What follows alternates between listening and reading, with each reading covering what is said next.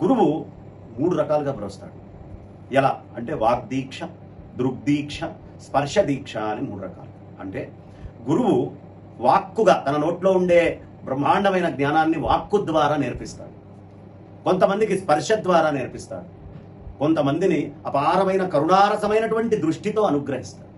ఒక కోడి గుడ్డుని పెడుతుంది, పుట్టింది కానీ దానికి ప్రాణం లేదు. కానీ ఆ కోడి తన స్పర్శని అంటించడం వల్ల ఈ గుడ్డు, జడమైనటువంటి గుడ్డు, చైతన్యమైనటువంటి పిల్ల కింద లోపల పొదగబడి బయటకు వస్తుంది. దీన్నే స్పర్శ దీక్ష అంటారు. భ్రమరము ఎక్కడో ఉన్న లత్తుక పురుగుని తీసుకొని, అసలు సంబంధం ఉండదు దీని శరీరంతో కానీ దాని శరీరంతో కానీ, ఆ పురుగుది కానీ భ్రమరానికి కానీ ఏమీ సంబంధం ఉండదు. అయినా సరే ఆ పురుగుని తీసుకొని వచ్చి ఒక మట్టి లాంటి చిన్న గూడు కట్టి ఉంటుంది, పాతకాలం వాళ్ళకి బాగా తెలుస్తుంది. ఆ గూట్లో ఈ పురుగుని పెట్టి దాని చుట్టూ అని తిరుగుతుంది. ఈ తిరగడం వల్ల భౌతికంగా కూడా ఏ సంబంధం లేని లత్తుక పురుగు భ్రమరం కింద మారిపోతుంది. దీన్ని వాగ్దీక్ష అంటారు. అంటే గురువు వేదం చెప్పినా, మంత్రం చెప్పినా, ఇతర అర్థాలు చెప్పినా, ఏ చదువు చెప్పినా ఇతని వాక్కుల ద్వారా అతనిలోకి వెళ్ళి కావాల్సిన జ్ఞానం అంతా ఇచ్చి అతనికి అభేదం చేస్తాడు.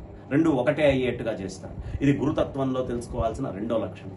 తాబేలు ఒడ్డు మీదకి వస్తుంది, చక్కగా ఒడ్డు దగ్గర ఇలా గుంట తీస్తుంది. ఆ గుంట లోపల గుడ్లన్నీ పెడుతుంది. దాన్ని మళ్ళీ మూసేసి అది నదిలోకి వెళ్ళిపోతుంది. ఆ తాబేలు ఎక్కడ తిరిగినా ఏం చేసినా దాని దృష్టి అంతా ఈ గుడ్ల మీద ఉండడం వల్ల చిన్న చిన్న తాబేళ్లుగా ఇవి బయటకు వస్తాయి. ఒకవేళ తల్లి తాబేలు గనక మరణిస్తే అప్పుడు లోపల ఉన్నటువంటి గుడ్లు ఎప్పటికీ పిల్లలు కావు. అంటే కేవలం ఆ తాబేలు యొక్క దృష్టి వల్ల మాత్రమే, ఆ మానసిక దృష్టి వల్ల మాత్రమే గుడ్లన్నీ తాబేళ్లుగా మారుతాయి.